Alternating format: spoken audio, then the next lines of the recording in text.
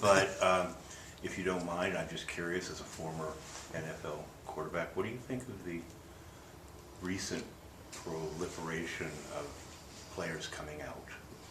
I think it's the society we live in. I mean, everything that happened on the football field and in a locker room was about different people converging to accomplish a common goal. And so,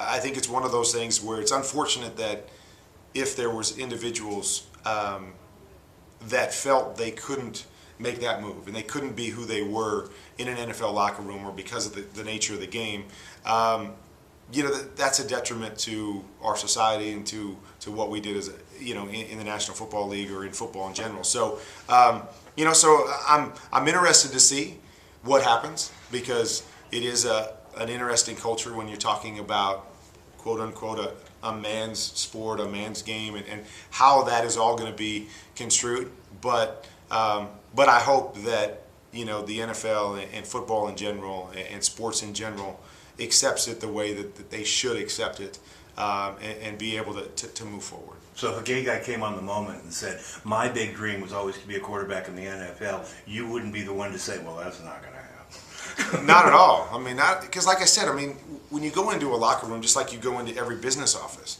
if you went around and surveyed all the different people with different faith backgrounds, with different backgrounds of whatever sort. That's what life is. That's what this country is. It's about people coming together, converging together with so many different beliefs and maybe, agree on different things or disagree on different things. And that's not what it's about. It's not about everybody having to be, down this line. And, I just think sports, as much as every other part of society, is made up that way. And unfortunately in our game, that's been one thing that we've heard a number of players over the years that say, I'm gay, but I was afraid to come out. I was afraid what it might, what I guess disadvantage or what negative impact that may have on my career. And there's no place for that, regardless of what it is. Whether it's sexual orientation, faith background, whatever that thing is, we should never stand in the way of people being who they are and